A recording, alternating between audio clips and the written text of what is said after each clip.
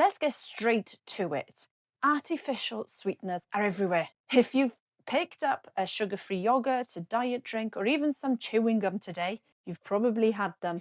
But what are they? Should you be worried if you're managing type 2 diabetes? I'm Dr. Neris Frater. I'm a GP and founder of the Lifestyle Clinic, and I've helped hundreds of people take control of their blood glucose and their health, often in ways they never thought possible. In this video, I'll give you the truth about artificial sweeteners, straight from the clinic and the latest research. You learn what they actually are, whether they affect your blood glucose, what the science says about their safety, and most importantly, my honest advice as a doctor for making the best choice for your health. I'll also share what I see in real life with my patients and the 3 rules I use whenever somebody asks me, should I be using sweeteners? So let's get straight to it. Artificial sweeteners are ingredients that make food and drinks taste sweet, but with little or no sugar and without added calories. You'll find them in diet fizzy drinks, low-calorie desserts, sugar-free snacks and meals, and those little tablets or sachets you might be putting in your tea or coffee. The most common one we use here is aspartame, which is in Diet Coke and many yogurts. Sucralose is also called Splenda, saccharin, which you'll see in Sweetex, stevia, which comes from a plant but is usually highly processed in foods. And then there are sugar alcohols like erythritol and xylitol. They're a bit different, but they pop up in a lot of sugar-free products too. So here's the thing, not all sweeteners are created equal. Some are hundreds of times sweeter than sugar itself. Some come from plants, others are made in a lab. The food industry loves them because they cut calories. But the real question is, are they actually safe? And are they helpful if you have diabetes? According to the NHS and Diabetes UK, artificial sweeteners are generally considered safe to use, even if you have diabetes. They do not directly raise your blood glucose the way sugar does, but as you'll see in a moment, the science isn't quite that simple. You're probably eating sweeteners already, even if you don't realise it. There are so many types and the research is still evolving. Official guidelines say they're safe in moderation, but of course there's more to that story. So do the sweeteners actually affect your blood glucose or your health in other ways? So let's look at what the science really says. We'll start with the biggest question. Do artificial sweeteners actually affect your blood glucose? The short answer for most people, most artificial sweeteners do not spike blood glucose. That's why they are common in diabetic-friendly foods and drinks. So here's what the science says. Several large studies, including major reviews published in the BMJ, there's one in 2019 that's looked at sweeteners like aspartame, sucralose and stevia. And it found that these ingredients don't directly raise blood glucose. And that's good news if you're trying to avoid sugar spikes. But, and it's a big but, some research, like one done in 2014, suggests that certain sweeteners might still have an effect on your body in other ways. And one way is to change your gut bacteria. And that could, over time, influence how your body handles sugar. The evidence isn't black and white, but it's enough to make scientists and doctors pay attention. There's also the question of insulin.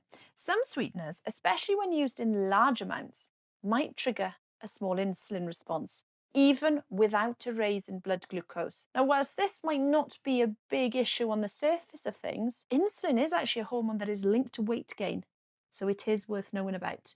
And then in real life, what do I see? Well, in clinic, I see people who do use sweeteners without any problems at all, but others notice that they get more cravings or their blood glucose is still higher than expected after a sugar-free treat. So each body is unique. What works for one person may not work for another. Now, in my own body, I like to fast from time to time, and I've noticed that if I drink squash as opposed to water on those days, I am significantly more hungry, and that I put down to the sweetener effect. So the official guidelines from the NHS and Diabetes UK are quite clear. Sweeteners are safe for most people, and they can be a useful tool for cutting down sugar. The American Diabetes Association and the World Health Organization also agree, but they also say use them in moderation and pay attention to how your body responds. So while sweeteners won't send your blood sugar soaring like a chocolate bar would, the bigger picture is a bit more complicated. It's not just about what happens in the next hour, it's about your gut, your cravings and your long-term health. So let's think about the rest of the body. Let's start with the gut. There's growing research, like that 2014 study that I mentioned, is suggesting that certain artificial sweeteners can change the balance of bacteria in your gut. Now, why does that matter? Because your gut microbiome helps regulate everything from digestion to immune function and even how your body handles sugar. Some studies in mice have shown that sweeteners like saccharin and sucralose can make the gut less friendly to healthy bacteria, and in some cases make blood sugar control harder. The evidence in humans isn't as strong, but it's enough to make me a bit cautious, especially if you've already got digestive issues. Now let's talk about cravings and appetite. One of the big promises of sweeteners is that they let you have something sweet without the sugar or the calories. But for some people, in fact for many people, the sweet taste without the real sugar can actually make cravings worse.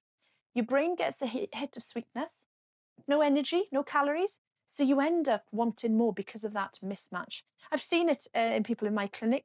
Some people find sweeteners help them cut back on sugar, but others notice they're hungrier or snacking more later on in the day. Now, there's also evidence that regular use of artificial sweeteners might change how your brain responds to food. Some studies suggest that if you're always giving your body sweet tastes, you might become less sensitive to natural sweetness in real food, meaning you want more and more to feel satisfied. So here's what I would tell my patients. Pay attention to your own body. If you find that having a diet drink or a sugar-free snack helps you manage cravings and eat less sugar overall, then that's okay. But this is the first step for those that are cutting down on sugar. It is a step in the journey, not the ultimate destination. So the bottom line is that artificial sweeteners are not the magic bullet in my opinion. But there's more big questions. Are sweeteners actually safe?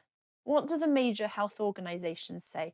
And what should you really believe about those scary headlines? According to the NHS, Diabetes UK and the American Diabetes Association, artificial sweeteners like aspartame, sucralose and stevia are considered safe for most people when used in moderation. Now, these organisations review all the big studies and set the guidelines that doctors like me do follow. But you might have heard about links between sweeteners and cancer or other long-term risks. The reality is these concerns mostly come from old animal studies using amounts far higher than anyone would ever eat. And decades of research in humans haven't shown any clear link between sweeteners and cancer or other serious health problems when used at what they consider normal levels. That said, the World Health Organization did update its advice. In 2023, it said that while sweeteners aren't dangerous in small amounts, there's no strong evidence that they help with long-term weight loss or health. And they do recommend not relying on them as a long-term solution, especially for children. So my advice is, again, don't fall for the idea that swapping sugar for sweeteners is the answer to better health. Use them mindfully with a focus of decreasing and stopping them over time. The focus should be on building habits around real, whole foods that humans are meant to eat whenever you can. So let's bring this back to real life. What do I actually see with my own patients who do use sweeteners? What works, what doesn't, and what can you learn from their experiences? And what I've noticed is that my patients tend to fall into two groups.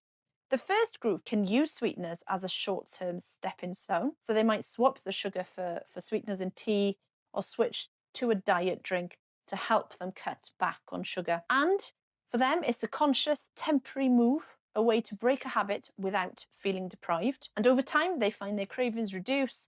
They're able to move on to enjoying less sweetness overall. It works as a bridge, if you like, and eventually they don't need the sweeteners at all. But there's a second, much larger group, the people who get stuck.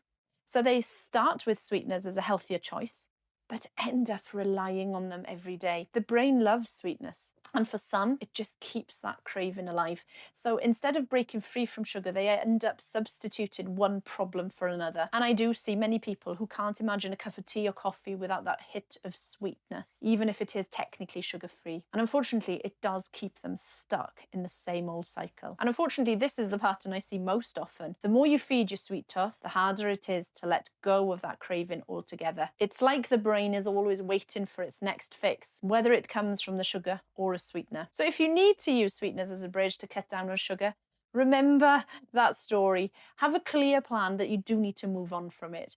Don't let them become a daily habit. The real freedom comes when you start to enjoy food that isn't artificially sweet at all. And that's really when cravings do drop. Your energy will improve, your weight will decrease as well, and you're no longer ruled by your sweet tooth. Now, of course, many of us do have a sweet tooth. You're not alone, you're not a failure. It just means that your brain is still wired looking for that sweetness, and it might be the time to look for a different approach. The biggest wins I see in clinic always comes from gradually reducing all forms of sweeteners, because when you do, your taste buds do reset. You do start to get a taste for real food and real flavours, and cravings will quiet down. So if you want to move away from both sugar and sweeteners, here's what I see work best for my patients. First is to start noticing where sweetness shows up in your day. Is it in your tea throughout the day, your breakfast, your snacks? Awareness is the first step.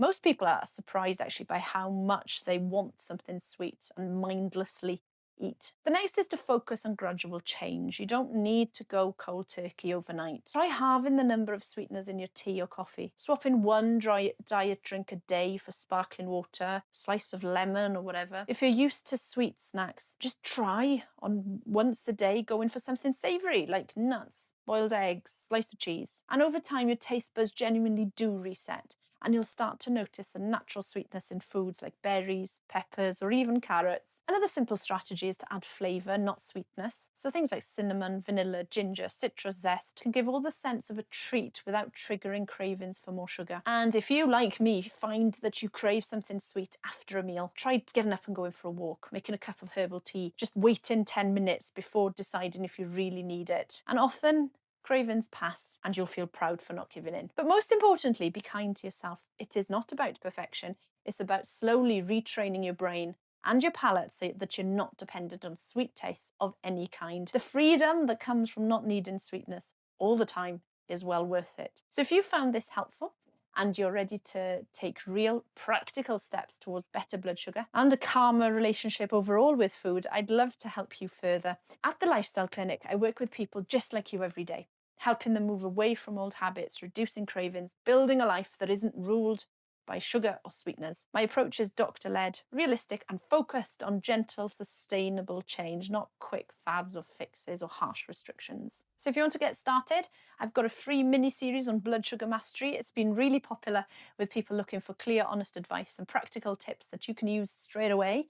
So you'll find a link in the description below. And if you prefer something you can download and use at your own pace, I've also put together a set of free guides with my favourite swaps, meal ideas, and step-by-step strategies for cutting cravings and feeling more in control. Thanks for watching.